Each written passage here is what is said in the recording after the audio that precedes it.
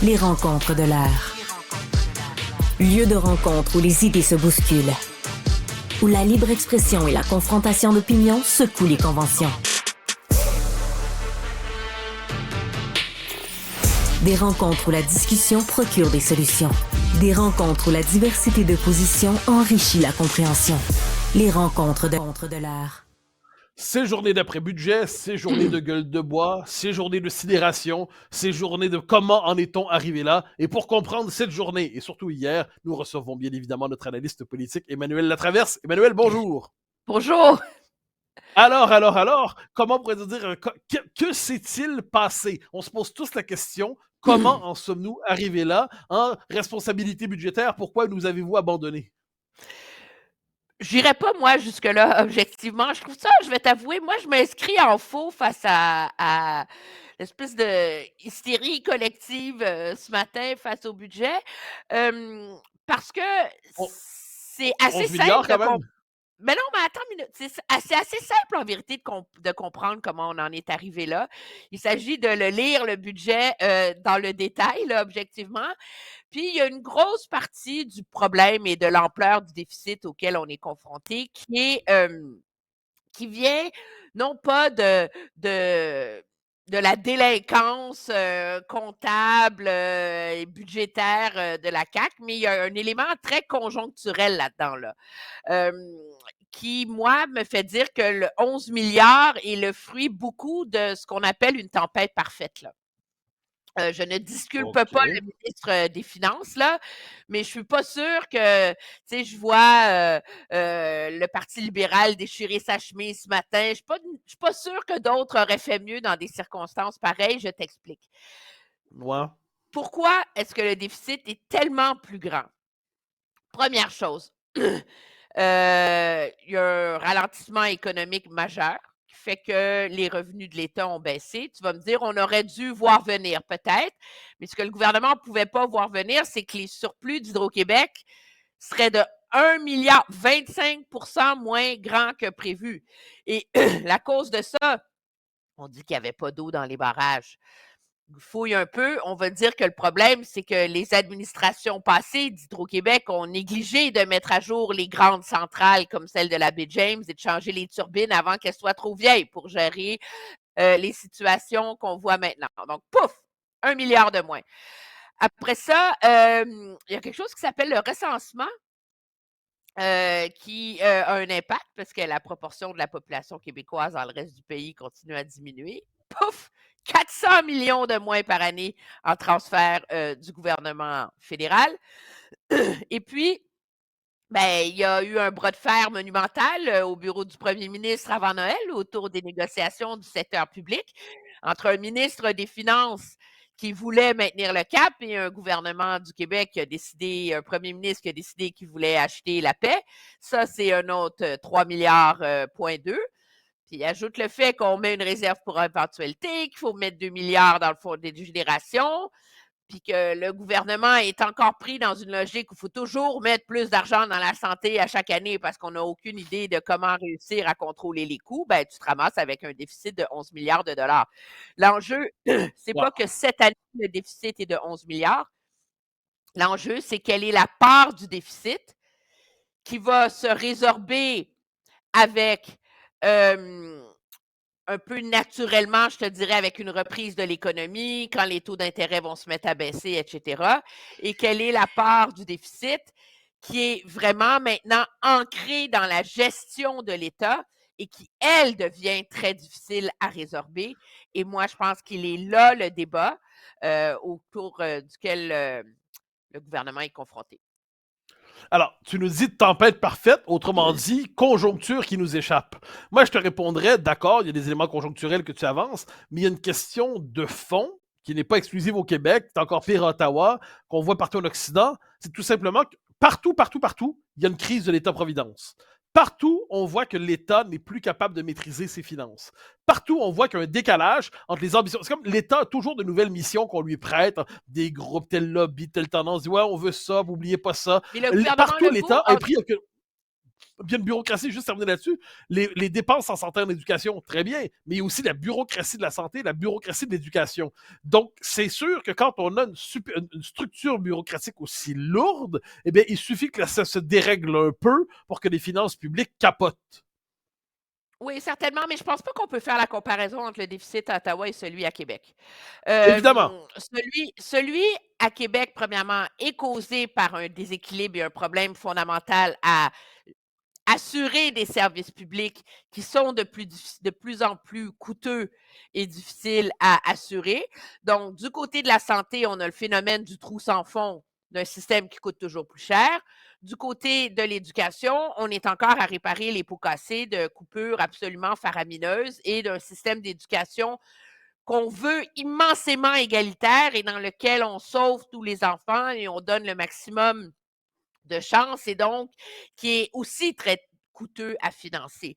Du côté d'Ottawa, le problème, c'est que le déficit est causé par un gouvernement qui, lui, s'investit dans plein de bébelles dans lesquelles il ne devrait pas s'investir. Des programmes de garderie qui relèvent des provinces,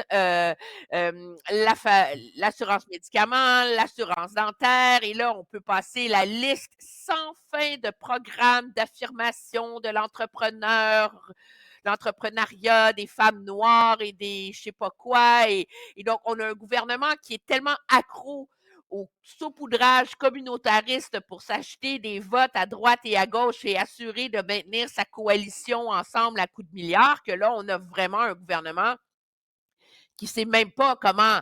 Tu te demandes comment ces gens-là font pour équilibrer leur budget à la maison. Là. C'est pas, moi, je pense, la même chose du côté du Québec et du gouvernement Legault. Ce qui me fait rire, c'est que quand j'entends l'opposition s'indigner, il a gaspillé le surplus, etc., ben, les libéraux qui crient ce matin que le gouvernement a gaspillé sa marge de manœuvre, ben, dernière nouvelle, aux dernières élections, les libéraux aussi, ils promettaient des baisses d'impôts, là.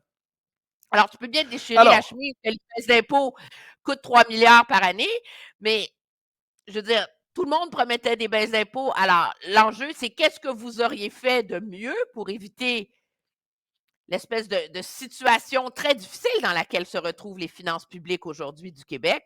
Et moi, je n'ai pas entendu quelqu'un m'offrir une feuille de route qui aurait été plus crédible que celle du gouvernement, là. Alors, voyons comment les oppositions ont réagi devant tout ça. Il y a notamment le Parti québécois, Paul Saint-Pierre Plamondon, qui a eu un discours assez, et certains diraient équilibré, assez étonnant, où il a évité le mauvais rôle que tu dis que finalement les libéraux ont eu en disant, en se déchirant la chemise. Le PQ a une réaction un peu différente, non? Oui, le PQ a une réaction très mesurée dans où il aborde ce problème-là, non pas en se disant moi j'aurais fait mieux et moi il n'y en aurait pas eu de déficit, parce que objectivement, euh, comme je viens de le dire, le gouvernement a réinvesti massivement dans les services publics, ce que tout le monde lui demandait de faire, a dépensé 3 milliards de dollars de plus dans les conventions collectives, ce que tout le monde lui demandait de faire, a baissé les impôts, ce que tout le monde proposait. Lui arrive en disant, mais que va-t-on faire maintenant? Et pourquoi? Et lui met le doigt sur le proverbial bobo de la stratégie politique aussi, qui est incluse dans ce budget-là. Et là, je m'explique. Moi, je suis de ceux, si M. Girard avait vraiment voulu avoir un déficit de 6 milliards, crois-moi, il en aurait fait un. Mais à partir du moment où le gouvernement est tellement impopulaire, il n'y a rien à perdre, tu es au fond là, du caniveau. À partir du moment où c'est un gouvernement qui a habitué les Québécois à toujours dire oui, ça, c'est de sa faute depuis 6 ans. Mais là, en mettant un déficit de 11 milliards dans la fenêtre, si tu veux, tu crées un choc et tu forces une discussion dans l'espace public sur l'équilibre budgétaire. Et M. Girard a été hyper habile en passant en douce avant Noël, ce que personne n'a remarqué, un changement à la loi sur l'équilibre budgétaire au Québec qui lui a permis de remettre le compteur à zéro. Donc, on a plus 5 ans à partir de la fin de la pandémie pour équilibrer les livres. On a 5 ans à partir de quand il va de l'an prochain.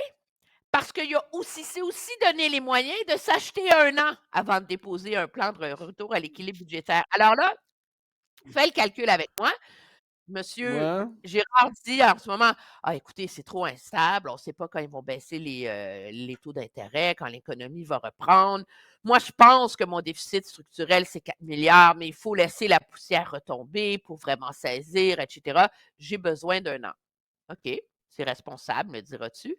En 1 an, il arrive, il est en 2025. Puis quand tu fais ces plans de retour à l'équilibre budgétaire, généralement, tu ne mets pas les grosses coupures la première année.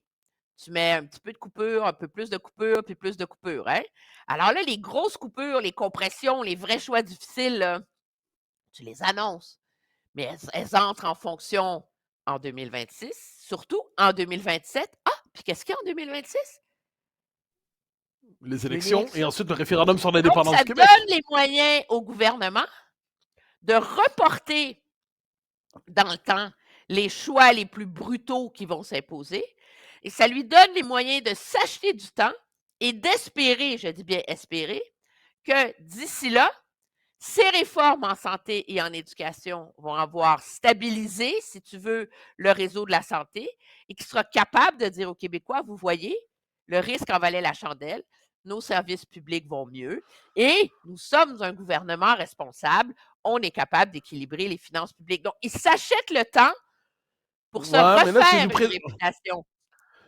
tu nous présentes un Éric Girard inattendu. Moi, je l'ai toujours vu comme un technicien des finances doué. Le mot n'est pas utilisé de manière péjorative, là, mais c'est pas un politique. C'est-à-dire, c'est pas quelqu'un qui est porté par un instinct politique particulièrement. Et là, tu nous dis non, c'est une forme de super Machiavel des finances publiques qui a trouvé une stratégie à la fois pour effrayer les Québécois, leur disant regardez dans quelle situation on est, 11 milliards, on panique, et qui ensuite, ce qui lui donne le droit de faire un plan de retour à l'équilibre, mais qui va traverser les élections, puis c'est finalement le Parti québécois, s'il l'emporte, ou le Parti libéral, j'en sais Non, rien, mais c'est parce qui que aura la responsabilité des dernières coupures. C'est-à-dire, si, comme dirait l'autre dans le dîner de con, c'est bougrement tordu, mais c'est intelligent.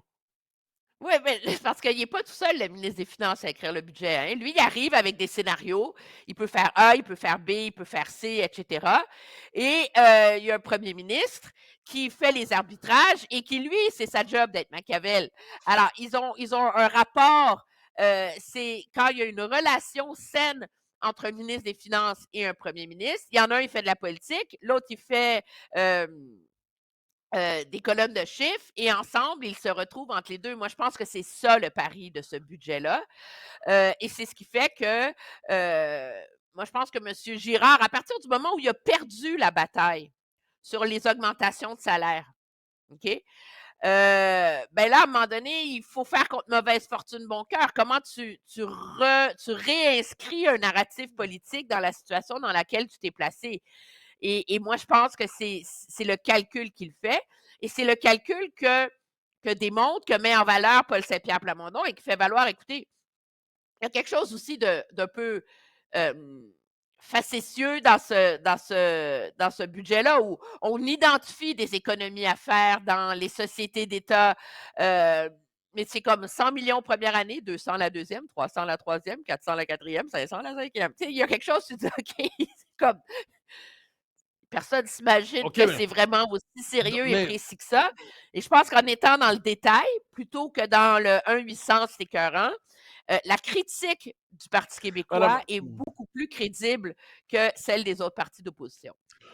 OK, mais quand tu. Alors, revenons sur une formule que tu utilises souvent. 1-800, c'est écœurant. Est-ce que c'est pas une manière, donc ça, c'est ta manière de te moquer de ceux qui déchirent leur chemise, mais est-ce que c'est pas aussi une manière, quelquefois, d'abolir les discussions de fond sur certains principes, sur certaines. La Non! dimension idéologique?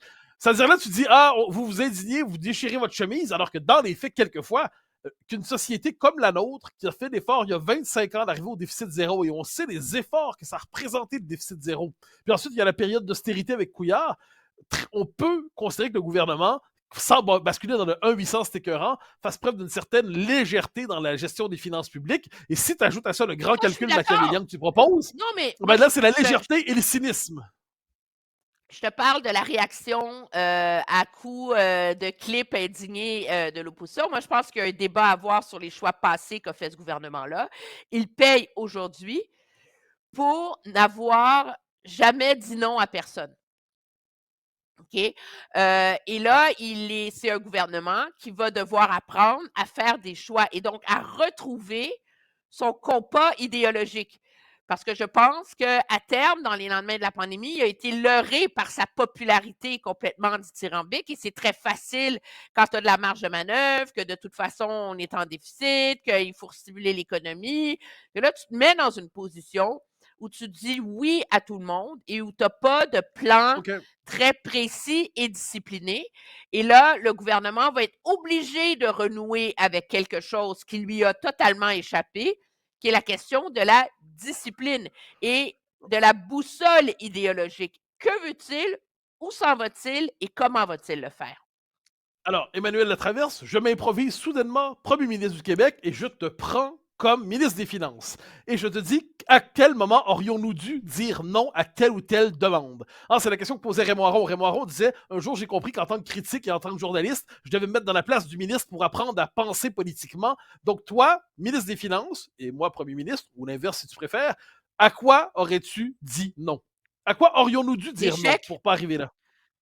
Moi, je pense OK, que ça tous c'est les facile. épisodes de chèques. Non, mais non, c'est pas facile parce que le gouvernement était elle faisait face à énormément de pression de la part des citoyens.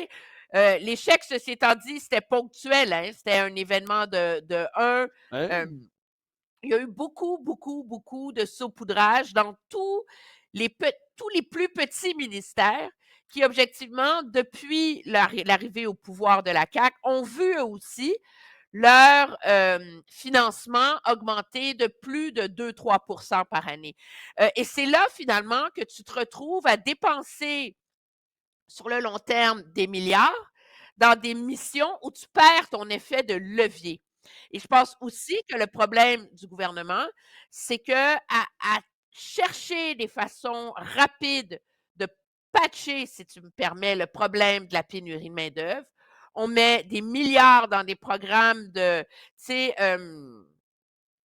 appuyez sur le 2, vous aurez un préposé aux bénéficiaires. Appuyez sur le 4, vous aurez un travailleur de la construction. Tu sais, des espèces de formations là, hyper rapides, hyper subventionnées, mais tu n'es pas en train de, de, de régler des problèmes structurels. Et objectivement, moi, dans mon esprit, c'est à ça que doivent servir les milliards de l'État si c'est pour les dépenser.